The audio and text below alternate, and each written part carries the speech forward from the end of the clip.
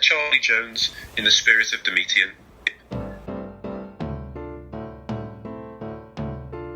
Jamie Knowles and his friend Stewie Squires had been outside playing when the decorator had arrived. On Jamie's mother's orders, they'd had to wait until he'd finished painting the front porch before they could come back inside, no matter how thirsty or how desperate for the toilet they might be. They'd waited out most of that time at the park, watching birds and chasing squirrels in the sunshine.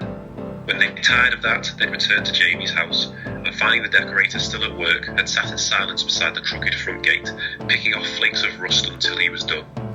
The decorator had left just a minute ago, and the boys now stood before the freshly painted porch, their fingers trembling, minds at work. On the step, half sunk in the blinding white, still wet paint, was a housefly. It buzzed furiously, struggling to free itself. "We could crush it," said Stewie, holding out his thumb like a Roman emperor. "No," said Jamie, staring at the fly. "We'd leave our thumbprints in the paint. My mum would know it was us."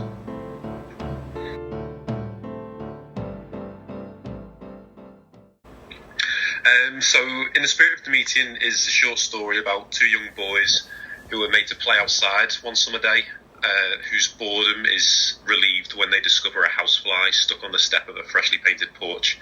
They then kind of brainstorm ways they might torture the fly without ruining the porch's new paintwork. And I guess thematically, I hope it interrogates the idea of the innocence of children or childhood.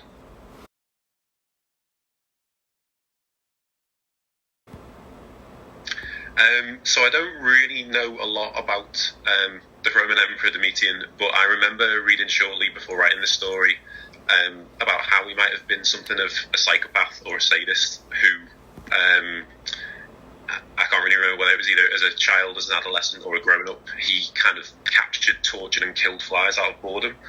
And then I also, I guess shortly before writing the story, remember reading something about how childhood animal cruelty is quite a strong predictor for sociopathic and violent behaviour towards other people later in life. And these two things kind of made me think about why it's not uncommon for young children to torture and kill insects, like crushing ants and things like that. I remember when me and my cousins were quite young, we trapped a wasp in an empty Tic Tac box and submerged it into a paddling pool. And obviously now as an adult, I think that was horrible and very cruel, but I can't really remember whether I did that as out of curiosity or cruelty or peer pressure. And it kind of got me wondering whether I could write something that looks at what point a child's curiosity and experimentation crosses the line into cruelty and sociopathic behaviour. Well, the very, very first draft was written 5 odd years ago, and it wasn't very good. So, I guess technically 5 odd years, but it shouldn't have taken that long. I came back to it not too long ago, and I guess starting it again kind of thing. It was 2 weeks, something like that.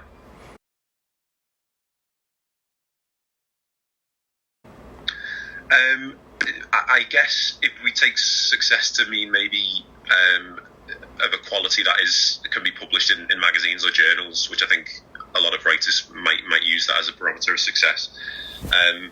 Although I don't know whether I can give the advice. I remember reading some advice that I found very useful for myself, so I guess I just passed that on, which is, as tempting as it is once you've finished writing a story, to immediately format it and submit it to magazines, just leave it for a week or two or a couple of months, and in the meantime write lots of other things, read lots of other things, and then come back to it after that.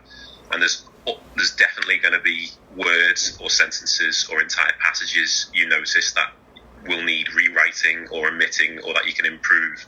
And yeah, it's really worth letting a quote-unquote finished story lie for a while.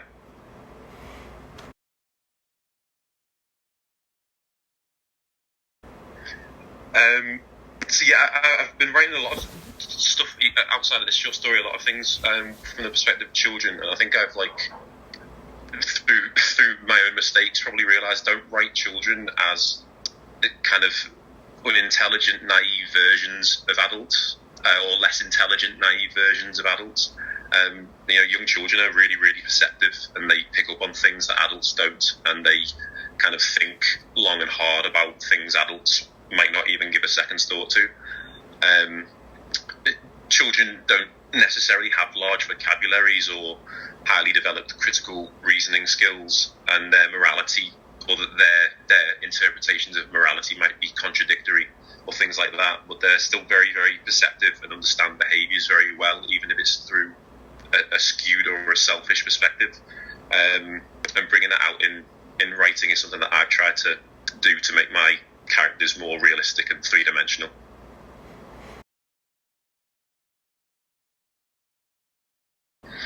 Yeah, so there's quite a few short stories that stand out to me and that I always kind of return to.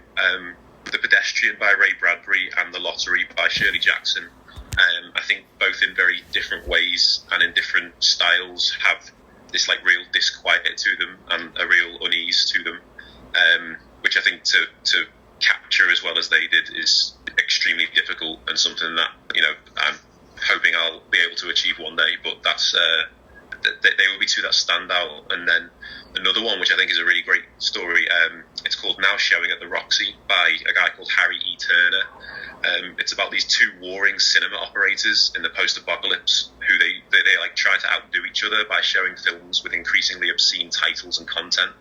And they do this to try and lure into their cinemas an increasingly desensitized audience. It's really, really funny, but it's a really great example of how to effectively escalate a narrative, which for a short story, trying to escalate a narrative in such a short space of time and a short word count is quite essential. So I think that's a really good example of how to escalate that well.